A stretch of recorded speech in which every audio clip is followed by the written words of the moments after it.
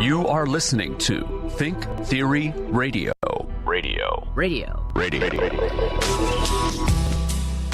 Hello and welcome to Think Theory Radio, the show that brings you topics outside the mainstream realm of thought and ideas to make you think. And I'm your host, Damian Perdue, your monetary guide on this economical ride of rich delights. And of course, I'm joined by Paulie C. Yo. Today, the C stands for continuation. Because for the first time ever in Think Theory Radio history, in all 7 years, going on 7 years, we've never done a back-to-back part 1 and part 2 show. Is that true? It's true because I said it. Consecutive back-to-back. I Don't Google it. No. I can't think of when We've never done it. We've done non-consecutive part 1 and part 2s. And it's not even part 1 and part 2. It's like part 357 and part 902. Exactly. Non-linear. Yeah, in the meaning of life category. And we've series. definitely kind of we've done another, episode of same topics, but we've never done a back-to-back one. And for those of you that didn't listen last week, we did, the episode was called Money and Power, and it was kind of the history of wealth and control in human history since the start of civilization. And if you did not hear that one, you can look it up online. The podcast version is available on SoundCloud, Spotify, iTunes, and YouTube. Check us out, Think Theory Radio on YouTube. You can just search whichever search engine you prefer, Think Theory Radio. You should find the playlists. And if you're listening to this right now and you didn't listen to part 1, hey, stop it. Back up. We'll wait. Right. Okay. We'll pause. Okay. All right. For good those enough. of you that should be here, here's part 2. Part 2. So we kind of left off going, we just to reiterate a little bit, we started off with, the origins of civilization, Babylon, Mesopotamia, and Egypt, and all the kind of the rich rulers, and how commerce started from, kind of containing resources and building upon that, consolidating wealth, and how, since then, going from, the ancient Babylonian rulers to the Roman emperors to the medieval kings onward, it's always been kind of, rich people running stuff. And not that every society was like that. There have been some more, spread the wealth kind of societies. They're few and far between, but they have existed. But we kind of left off when we were coming over to the New World. And we mentioned briefly some stuff like the robber barons, but we didn't really get too deep into them. So I figured we'll bring it over to this side of the earth and what the, the so-called New World. And, not to be outdone, the ancient rulers of this part of the world also were kind of mega rich in their own right, depending on what you perceive as wealth. But I figured we'd go through a couple. We won't get too deep into all of that, but we'll go through it because there's so much to talk about with just the United States in general and how we're on our third wave of oligarchies. But some of the original mega rich rulers, we got to bring up the Mayans, right? Think Theory Radio. And For those of you playing at home. So you had Pakal the Great was probably the wealthiest of all Mayan kings. Okay. And he was the ruler of Palenque from 615 to 683 CE. He was one of the most powerful kings of his era. Did he fund like the making of the temple? Or he did. Order? Yeah. He marked by his reign was marked by the construction of magnificent architecture, including the Temple 1, which is actually his burial place. He has an elaborate tomb, which was discovered within the temple, massive inscriptions containing many jade objects and other grave goods, which reflected his immense wealth and status. And you had a couple other, Jasa Chan Kawai I. He was a ruler of Tikal, who also was a very dominant, wealthy king, Mayan king. The third one, probably going to butcher their name, but it's Kinich Yaks Kuk Mo. Hopefully I got close to saying it right. He was the founder of the dynastic line at Kopan around 426 CE, is associated with major cultural and political advancements. His tomb contained a large amount of jade, pottery, and other items indicating high status and connections to other powerful centers like Tikal and Teotihuacan. And, you know, the Mayans, it was a different kind of status. Jade for them was big, not gold.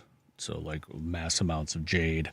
And they did have their similar things as other kingdoms across the world, like nobilities, and they had the different, you know, the commoners were, you know, subjected to different rules than the nobility. You know, they couldn't even wear the same clothes that nobles wore. And nobles had, you know, they all kind of ate the same food, except nobles could get more of it. They also could get some delicacies the commoners couldn't get. They could get more higher art than the commoners could get. Bigger places to live, you know, kind of same thing as, you know, the other rich and powerful people. And I just think it's interesting that this is separated from, you know, ancient Greece and Egypt at a different time period, but there was no connection. So this wasn't a learned trait from previous civilizations. This is just kind of it seems to be inherent human trait that once you get into these kind of city-state civilizations and societies, and you're, you know, building more and more temples and architecture and cities and roads and gaining more resources, you kind of have this top-down structure hierarchy of people with money at the top. And another one, just, you know, there's many different civilizations in this world. I mean, in this side of the world, but from Mayans, Incas is another well-known one. Considered the richest Inca king was Atahualpa, and that was because of his immense wealth. And he actually commanded an enormous ransom from the Spanish. So the Spaniards kidnapped him, and they wanted all, you know, they wanted all his thousands of pounds of gold and silver. And supposedly he was the last emperor and lived a life of extreme luxury with access to vast treasures from the largest and richest empire the Americas had ever seen before the Spanish conquest. As the Sapa Inca, Atahualpa lived in, he was drinking from gold cups, wearing silver-soled sandals, and he would be carried on a gold and silver litter. So he was basically Bootsy. Yeah. Yeah, except he had like people actually carrying him on, you know. Yeah. I don't know. Didn't ever. Maybe it might have happened to Bootsy too. Yeah. Or still does. He was treated as a manifestation of the sun god on earth, and he had the right to wear even more gold jewelry than the nobility. When captured by Francisco Pizarro, he offered to fill a room with gold and 2 rooms with silver in exchange for his freedom. Wow. This ransom included over 13,000 pounds of gold and twice that amount of silver, along with other priceless artifacts, works of art, making it one of the largest hauls of precious metals ever seized. Now, of course, you know. Do you think there's like a friend, though, of that guy that was like, they had like a squabble over like a meal, like, no, you pay for it. It's like, come on, man, you're like the richest dude ever. Yeah. Like, could you just pay for it? No, fine, I'll pay for it. Jeez, what a skinflint. And then he finds out that like, you're like, I'll give you everything. Rooms full of gold. Rooms full of... Oh, That's really? all I had to do. Although it didn't help him, though, because despite fulfilling... I'm sure the guy felt the same about that. You know? Well, he was probably happy when the end... Despite fulfilling the ransom, he was executed by the Spaniards. Yeah. So even after giving them the rooms full of gold and silver, they're like, thanks. Cut his head off. Yeah. Can't trust anybody in the business. Maybe that buddy was like, yeah, see, that's what you war get crime for not buying me that cocoa drink. Yeah. And that actually, you know, that marked the end of the centralized leadership of the Incas and paved the way for the Spanish to dismantle the empire and plunder its treasures. And now we know the rest of the story. Mm-hmm. You said the Incas, though? Yeah. Okay. Down in Chile, Peru. Yeah. And I think like, I guess, that was Pizarro down there, right? Mm-hmm. Yeah. Francisco Pizarro. Like Cortez was Mexico City. Yeah. And the Aztecs. And of course you had the Aztecs. Yeah. You had Montezuma and, they had a massive amount of gold, although gold wasn't as important to them monetarily as it was to the Spaniards. Or I believe like even the Incas saw the value of gold as a lot more than I think the Aztecs saw it as more decorative. But I could be slightly wrong there, but I think that's why they were kind of like, what, you want gold? That's kind of that gold is not really anything. interesting. I guess we don't talk about it enough on this show with civilizations, how like each one had like a certain thing that they were really into. Like you were saying, the one that was into jade. Yeah, the Mayans. Yeah, and it's like they all have a different value to it. And I guess I've never really studied that, the why the value on precious metals or certain. Yeah, I mean, I guess it's like how much of it was vain and how much was it like a function, I guess. Yeah, I think, well, it's both, and also how much of it you have. So it puts the worth differently, you know? Oh, well, always. Yeah. Like the Aztecs used cocoa beans they used that a lot for money. See, but anyone could grow that, right? Yeah, but to them it was more valuable than gold, I guess. I wonder if like the thought was, you grow it so, well, God wants you to be rich and plentiful. Like if you were good at that. Or although I feel like they probably... Does it grow like a weed there? Like... Yeah, but I feel like the cocoa beans were not, like the farmers were probably not allowed to keep it. It was given to the king. Oh, I got you. Okay, like redistributed. Yeah. Like all the rich people. The king cocoa bean guy, Yeah. Hey, get off my property. It would be like the whatever coffee empire, like the Folgers of the Aztecs or whatever. That's that Folgers guy, man. Yeah. He has the best cocoa beans.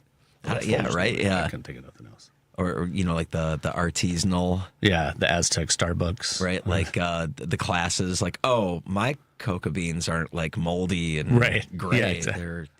Mine are fragrant. Mine have, raspberry notes, tones of chocolate. This guy's smelling. Quit smelling money, you weirdo. Right. So, speaking of the Spaniards taking all the gold, this, kind of brings us up into this country that we live in, the United States of America, where back, after Columbus and other people came, you had all the different European kingdoms vying for control of the wealth and resources of this new to them, found land, right? See what I said there? Newfound land. Is that where they went first? I mean, I thought it was different points. There's different points, yeah. I mean, there's interesting. Of course, you have the Spaniards, you have the French, Dutch, English, probably the main guys, right? With the usual English suspects, yeah. The English kind of winning, I guess, if you want, and winning so much so that even in our kind of collective memory of history, we think of the 13 colonies, right? Like that's the founding of America or the United States. And we think of Jamestown as being kind of the first colony. But there's actually cities in the U.S. that are older than that. Well, there was Roanoke. As far as was also a colony, though. Yeah. 13th colony, yeah. But St. Augustine in Florida, which still exists, has been around since the mid-1500s. It's older than Jamestown, but it wasn't an English colony. It wasn't part of the 13 colonies. Yeah. Santa Fe in New Mexico is older than Jamestown. Wow. Yeah. Okay. Which is, that's... But, like, what is it? How long does it predate it, though? Like 1500s, 1400s? Not that long. It's like 50, less than 100 years. Okay. Because it was like early 1500s. I guess they still exist. Roanoke fell apart. That was... Yeah. Well, that was the people disappeared. We don't know what happened. Or blended, died or blended in with the local tribe. Yeah. 1609, I think, was Jamestown. 1607. 1607. There you go. So, and St. Augustine was like 1565. Santa Fe, I think, was like 1540 or somewhere. That's pretty cool. Yeah, but those are all like Spanish and yeah, so it's not counted. So we don't really count that as first English. Well, I mean, it's always like Jamestown is the first English settlement. It's just like I think everybody thinks of the 13 colonies and all that, even though it predates it by like 150 years or whatever. But or at least the first 13 states in the United States.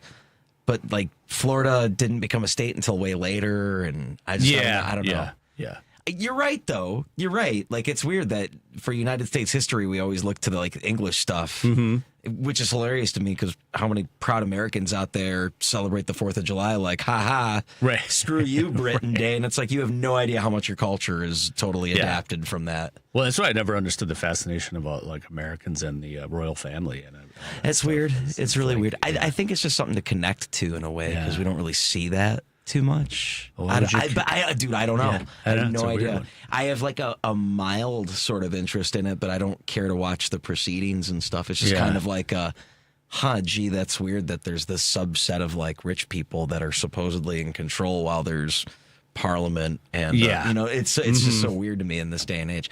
It would make sense to me if we lived in a world where kings were actually kings. Yeah. Well, there's the king of Thailand. Okay. But they also have a similar. The king of Thailand, he has a lot of power, but also similar that they do also have a parliament and a elected government. Yeah. But I do think that, and I could be wrong, but I do think the king of Thailand actually has more authoritative power than the throne in England. But I could be wrong. That's not my wheelhouse. And I mean, I don't know how Spain works either, but that's supposedly a monarchy, right? See, but that's okay. I was just thinking, like, so I'd have to find this. I haven't looked up, but I don't think in Mexico they celebrate like Spaniard royalty. Like, you know what I mean? Like, I don't think they're fascinated by the monarchy. I feel like it's a different relationship. Yeah. I know it's like, there's paper, it's still a more, little getting your independence from, but and there could also be the fact too that like, okay, you had to battle off the Brits and then you had to battle off the Americans. So I think in their mind, it's just like white Englishmen are the bane of our existence. Yeah. Side story: I was actually in London on July 4th one time, and went to an expat party. That like in Mexico? No, in London. I was in London okay. on July 4th. Oh wow! Okay. Yeah. And I went to some friends of mine from London. Took me to their like American friends. Yeah, because July sure, 4th party. Life went on that day, but there was probably a few people who are just like, yeah, woo. Yeah, that they had like I saw it essentially was the there were certain bars that were like American expat bars that had all the garland up and for the 4th of July. And then these people had a little party in their backyard. But I just thought it was interesting. I'm like, here I am on the, in the enemy territory. Yeah. I really didn't care all that much. Like I had a friend in from Britain on the 4th of July, and I was like, isn't this just like a little awkward for you? And he's like, no, I don't mind. This is great. Yeah. Yeah. I don't think, from what I gathered out there, they didn't really care all that much about it. Yeah. It's just kind of something quaint and interesting. Yeah. Yeah. But back to kind of Jamestown, speaking of, the like getting away from the English, I thought, so nowadays we relate wealth in this country to corporations, billionaires and everything, right? But this goes back to the origins of the United States and everything. I mean, even Jamestown was started by a corporation. It was the Virginia Company of London. That's right. And it was a joint stock company chartered by King James. Hold on. It's Thanksgiving break. I was just thinking to myself the other day, I was like, I got like younger nieces, they're in school. I just think about like, you have a break away from it, but there's always like a project you got to do and stuff. And now you bringing up that fact to me just brought back this whirlwind memory of like when you had to having to do like projects and like cramming on like Sunday night, getting it done. You had 4 days to do this. Right. You always wait till Sunday night. Oh, for sure. So hearing that, it's like you're bringing back that fact where it's like, why did I have to remember that? And now here I am. Yeah. Oh, did you bring your diorama in class? I'm going to have a nightmare like tonight. That like we all have it. The stress dream where you're like I haven't been in this class all year. What do you mean it's the final? Why am I naked? Yeah, that's the one. All right, so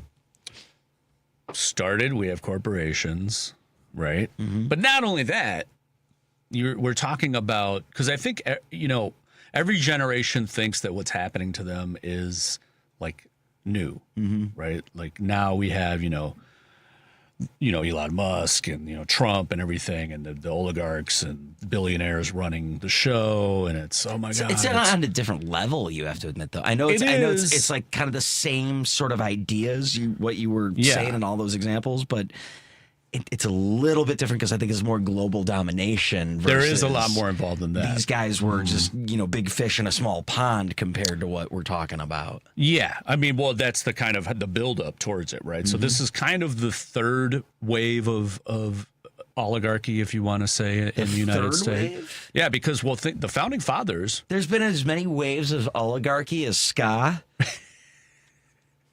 If that helps you remember it, Paul, then yes. Sorry, I'm a millennial. No, but I mean, the thing about it, the Founding Fathers were the wealthiest people of the time period, and they ran the show. George Washington was one of the richest men around. Yeah. And he practically funded the Revolutionary War himself. I get that. I was just recently looking at the list of names on the Constitution. It's like a who's who of like some of the richest. Like these people owned the whole colony. Yeah.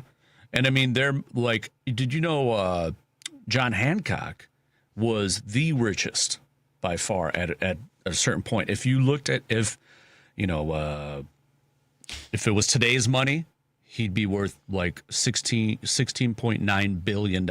Wow. And I think George Washington, to compare, was about $700 million. He'd make so much money off his signature nowadays. If he was like a dude where it was like famous for his signature. Well, supposedly I heard he's an influencer with just great handwriting. that's one of the reasons that he wrote his name that big, because he was the money man. Yeah, so he's like, I'm running the show. Yeah, these other chumps. Yeah, I believe it. I mean, you'd have to have like a big ego to have a signature like that. Oh, for sure. Yeah. And then amongst those guys, we're like, they're all literal the literal colony fathers, the leaders, the kingmakers.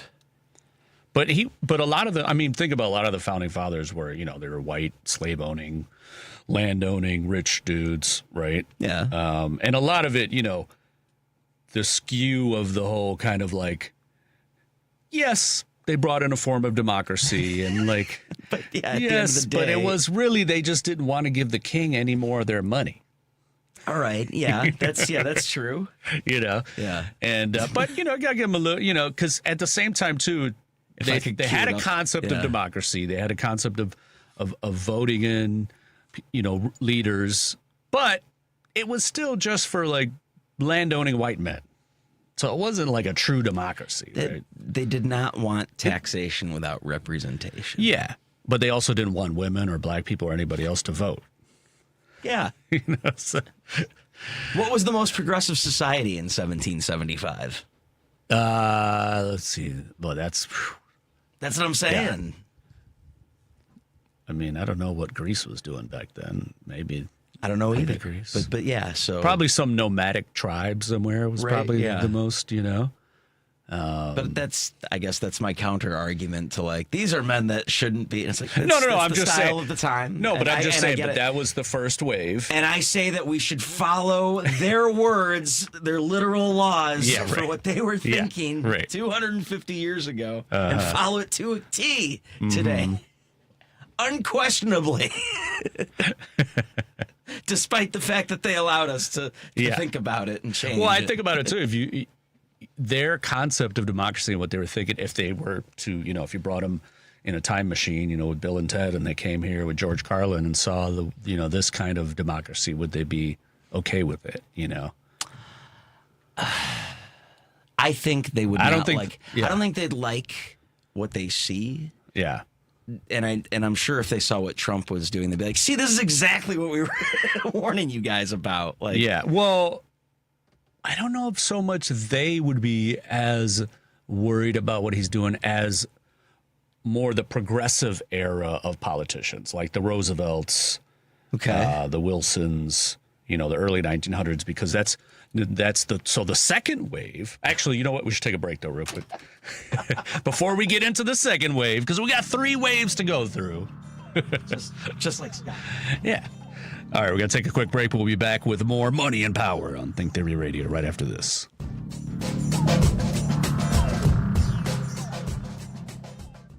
This is a WCPT Civil Rights Snapshot. When the United States entered World War II, President Franklin Roosevelt believed that Major League Baseball should continue despite most of the players being off defending their country in the war. Worried about the future of the sport, Philip Wrigley founded the All-American Girls Professional Baseball League in 1943. Despite being the first league for women, the league did not want any racial integration and turned away pitcher Mamie Johnson because she was black. But Johnson's love for the game did not let this stop her, as Johnson and two other women of color tried out for the Negro Leagues, and all three of them were then signed by the Indianapolis Clowns. The three women faced struggles from their male counterparts, but won over the league and the fans with their playing ability. During their run, the Clowns had the highest attendance, beating out any team in Major League Baseball and the All-American Girls Professional Baseball League. Please stay vigilant about our civil rights. The fight is never over.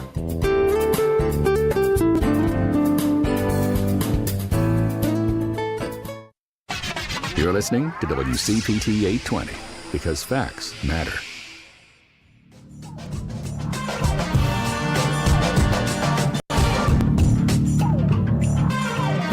Welcome back to Think Theory Radio. Today we are discussing money and power, a history of wealth and control and dominance over our lives by the rich elite for thousands of years. But we already did the very distant past.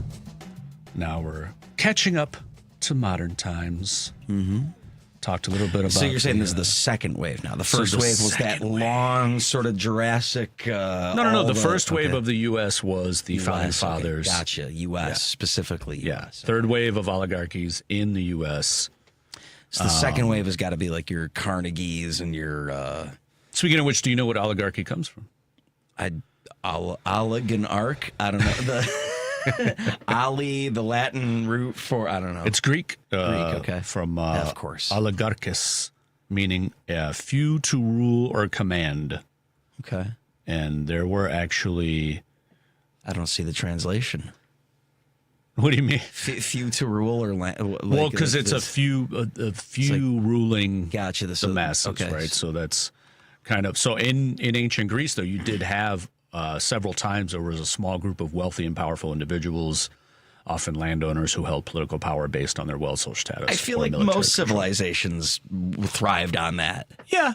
I mean, I think there were variances. You know, some you just had an emperor, you know, not necessarily a group of people, or you had a ruler that was a known ruler. Mm-hmm. I think oligarchies tend to be. But then, like there was the emperor, but then in the subsets, it's like, all right, that guy's your governor, nobility. That's your duke. That's refer to him. But these were more like people with money that were influencing the politics. Okay, right. So I guess some examples are like the oligarchy of the 400, and the 30 tyrants in Athens.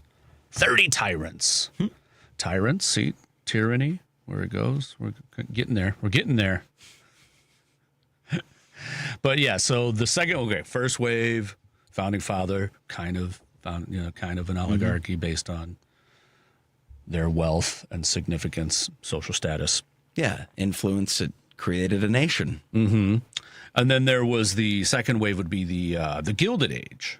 Okay, which was after the Civil War, and you had the Industrial Revolution.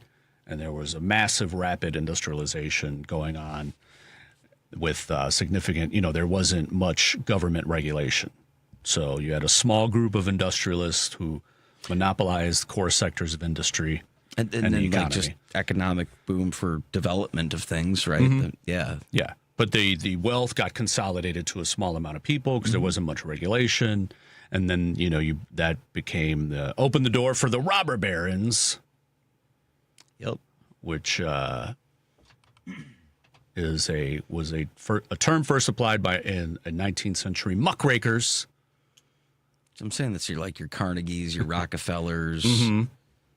Yeah, and this was a term used social criticism. I didn't know it actually comes from it comes from the German word Robritter, which mean robber knights. And they were medieval German lords who charged illegal tolls, which were unauthorized by the Holy Roman Emperor, on the primitive roads crossing their lands, and charged larger tolls along the Rhine River. And I guess the term Fooled you, Pope. a metaphor first appeared here as early as February 1859, when the New York Times used it to characterize the business practices of Cornelius Vanderbilt. That's, wow. Scathing.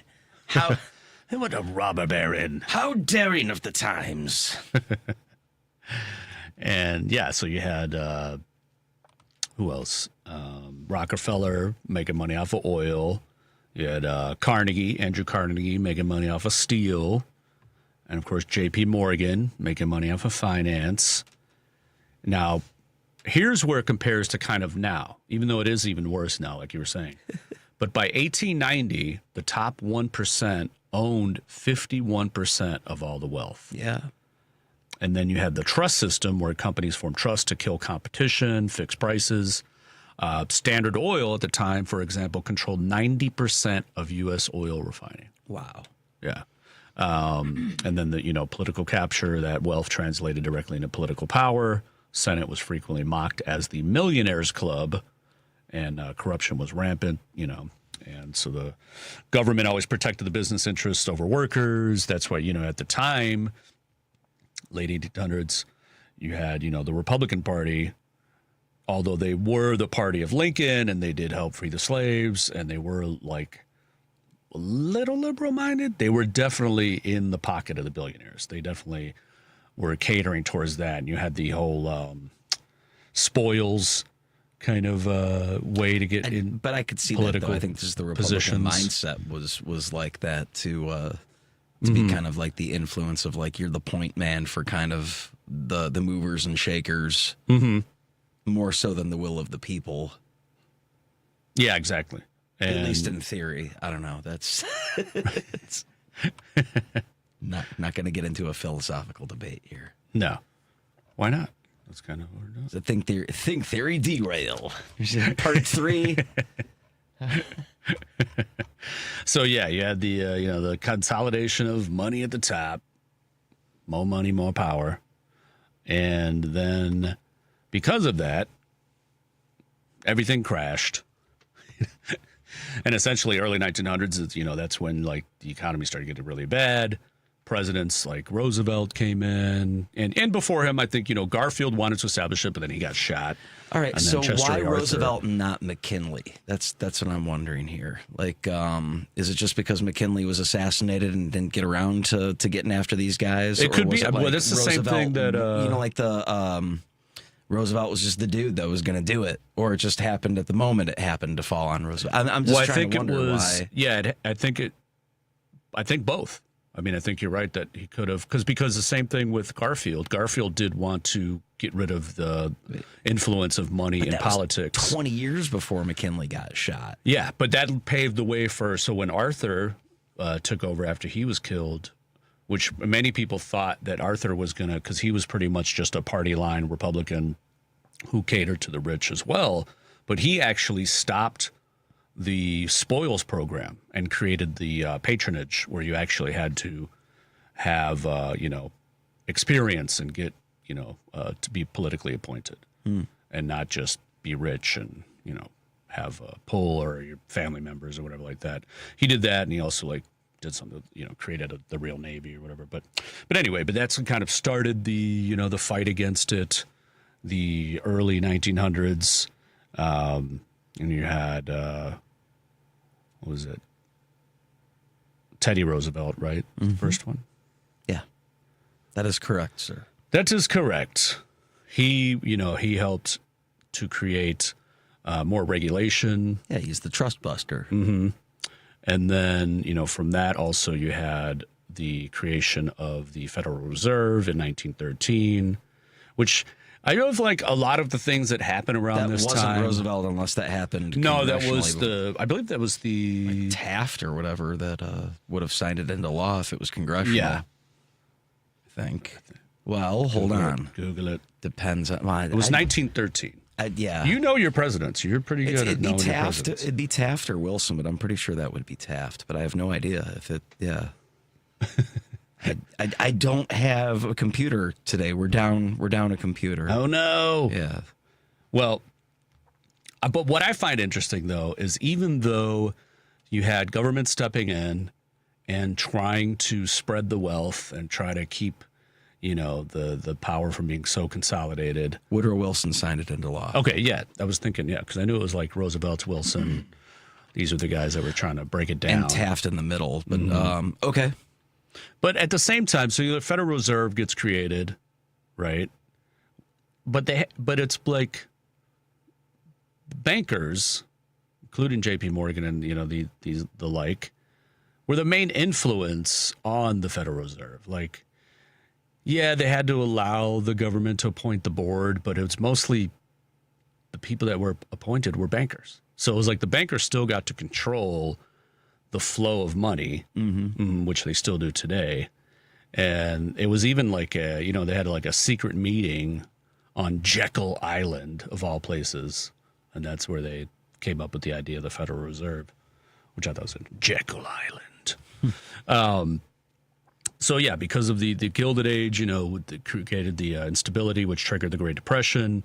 That's when the U.S. entered a period of deconsolidation, sometimes called the Great Compression, where wealth was forcibly spread downward to create a broad middle class. And then you come in with Franklin D. Roosevelt and the New Deal.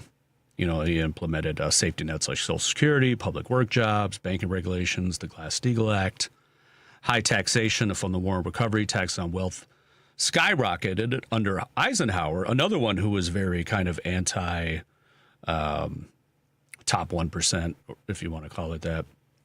And he was very much against the military-industrial complex, just throw that in there. In the 1950s, the top marginal income tax rate was 91%.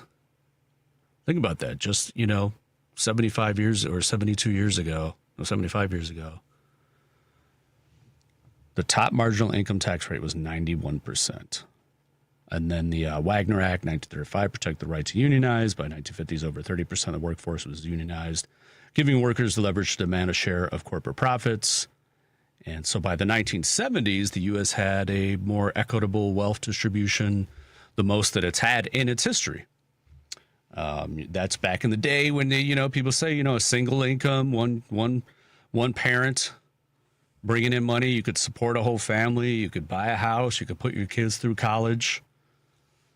And the gap between CEO pay and average worker was roughly 20 to 1, which I think now it's like 2,000 to 1 or something.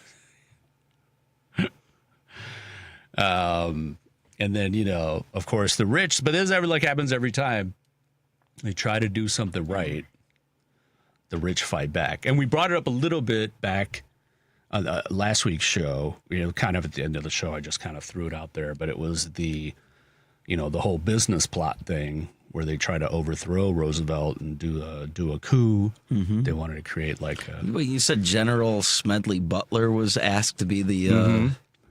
Yeah, he was going to be the figurehead. Do you think that is true, or do you think Butler was making an outlandish claim? I don't know, because I think it was true. Based on who Butler ended up being, what we know, this just seems like it'd be off-brand for him to be considered. I guess did the powers that... Well, they didn't know at that time. They didn't know. That's what I was going to say. They must not have known what this guy really stood for. It's like, I'm not going to be the guy you want. Yep. Well, they figured because of all the wars that he fought for corporate interests, that he would be down with it. And at the time, he was already frustrated with this because he, after years, he realized, I'm not fighting a war for democracy. I'm fighting a war for Standard Oil. I'm fighting a war for, the big banks on Wall Street. This is, and he figured that out.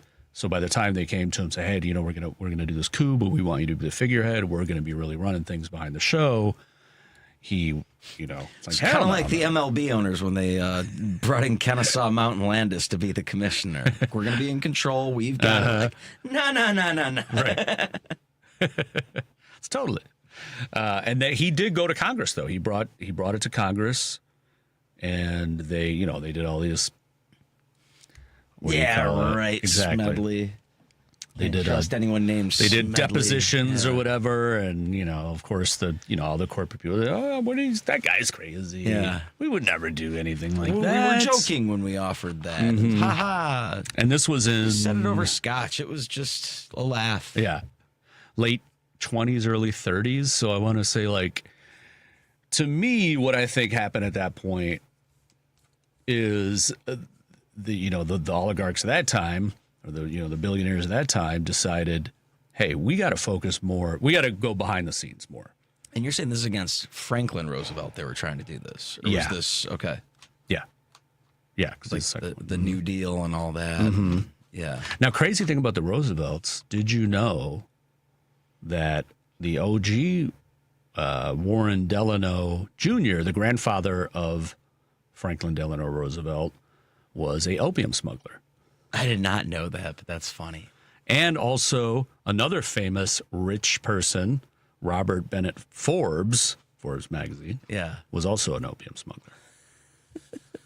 Smuggler. It sounds like you're saying smoker. Smugglers. Smuggler. Yeah. Although, maybe they didn't I call think it there's a more money in smuggler. smuggling than smoking it. I don't. Don't never get high on your own supply, man. That's what they say. But yeah, they were huge, involved in the opium trade, if you'd like to call it a more legitimate business. It's money. They made a ton of money off of that, but I just thought that's interesting. The Kennedys were liquor smugglers during Prohibition. Well, John Hancock too. I brought him up. He was also a smuggler, and he funded the Sons of Liberty, the ones of the Boston Tea Party. He created and funded them. So there's always been an element of money and drugs and smuggling. Like this country's just run on dirty money. Yeah, pretty much. This money's run on dirty country. What? Same thing. Yes, exactly. Now, so it seems like every time there's a pushback, right? Like early 1900s, they're trying to create the Federal Reserve. They do, they get rid of the trust fund, the trusts, and Fair competition in this capitalist so then they push society. back and they try to overthrow the government. Didn't work out. Maybe. Well, then Then, so then go to the 1970s, right? The economy or the equities kind of evening out. People are getting paid. Like I said, you could afford a lot of things on a decent salary. The rich push back again, and then you had the neoliberal turn in the 1980s. yeah. And this is when,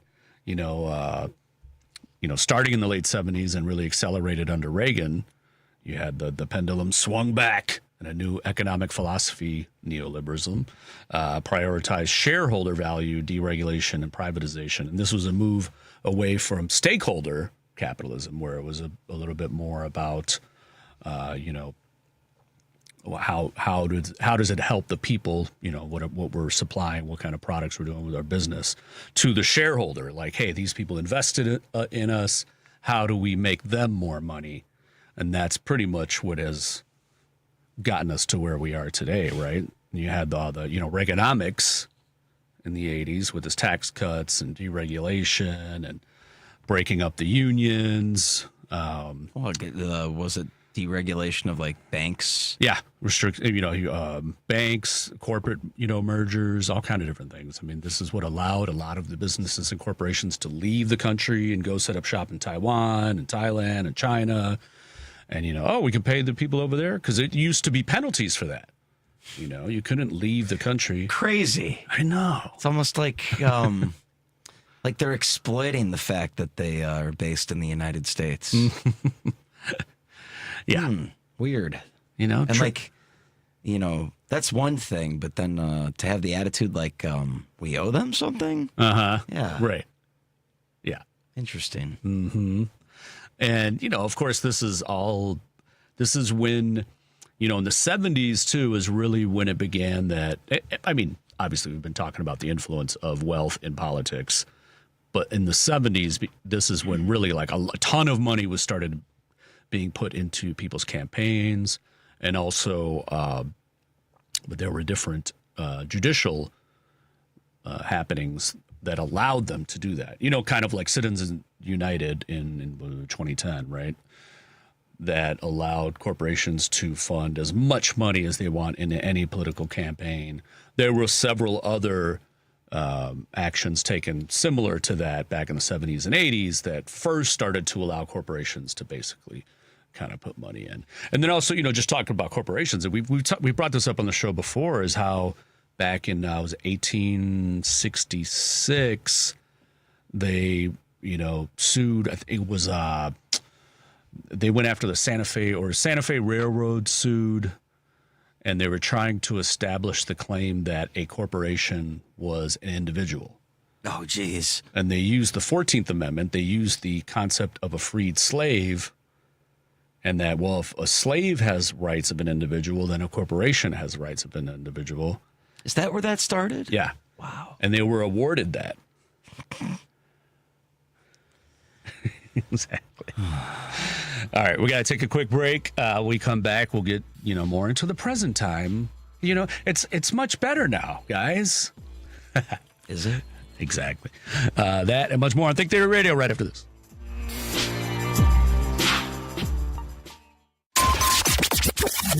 WCPT Replay. I am joined once again by David Neer.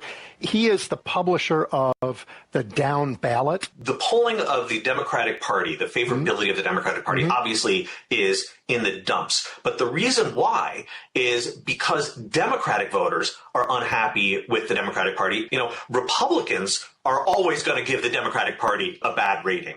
But the really interesting thing is that when the choice is between someone you're pissed at for not doing better, in other words, Democratic voters' views of the Democratic Party, and the guys wrecking the country, you're going to still go with the Democrats, even if you're not particularly feeling that warm about them. Yeah. 2026 is going to be a referendum in the biggest possible way on the GOP and Trump. And I think the important thing for Democrats to do is just keep the focus on Republicans and Trump. Keep listening to WCPT 820 because facts matter. Alexa, play WCPT. WCPT from TuneIn.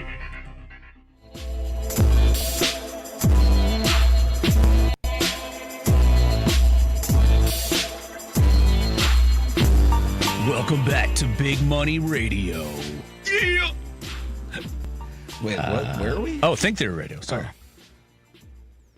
I got confused for a second. I didn't have that air horn. Big Money Radio. Yeah. Money and the power. So yeah. So now we're kind of pretty much to the present date. And I was looking up some stuff before, but I mentioned a couple other. You had Citizens United versus Federal Election Commission 2010. But there was also, before that, you had Buckley versus Vallejo in 1976, and the First National Bank of Boston versus Bellotti in 1978, ruling that it was not criminal bribery for billionaires and corporations to buy off politicians, and giving corporate persons, because they have the right of individual, the right to pour unlimited amounts of dark money into political campaigns. And that's where that started. So just, Citizens United just open it up even more, right?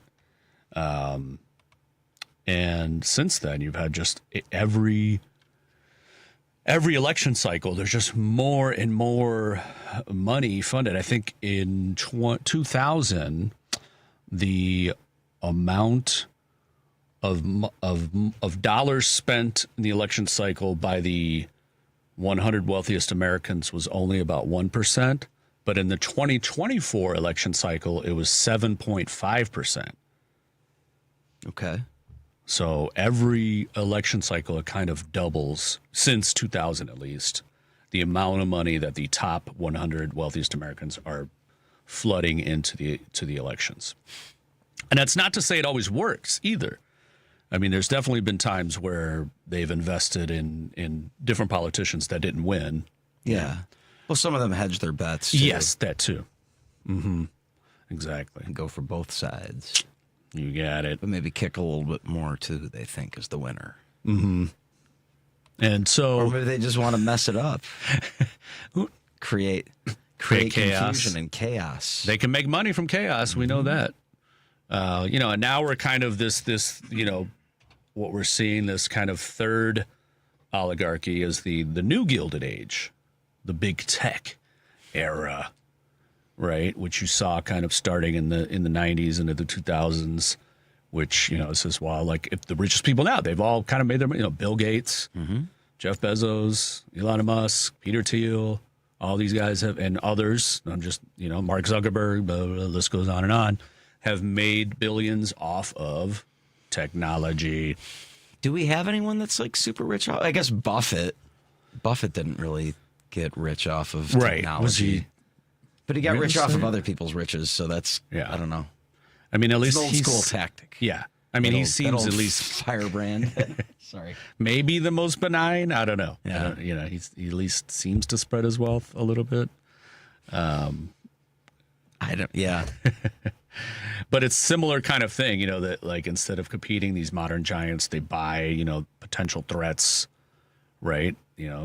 Eliminating the competition, much like the old Gilded Age robber barons were doing. So it's kind of a similar thing. And then they're putting massive amounts of money into, into the political campaigns, but also just collecting it to the top, right? So America's 902 billionaires, which is crazy. There's 902 billionaires. What was that number like 20 years ago? I know it was way smaller. I'd say I would gather 100. Yeah. I mean, I could be wrong. I mean, think about this, though. Just here in Illinois, we've had back-to-back billionaire governors. Yeah, that's true. One Democrat, one Republican, both billionaires, though.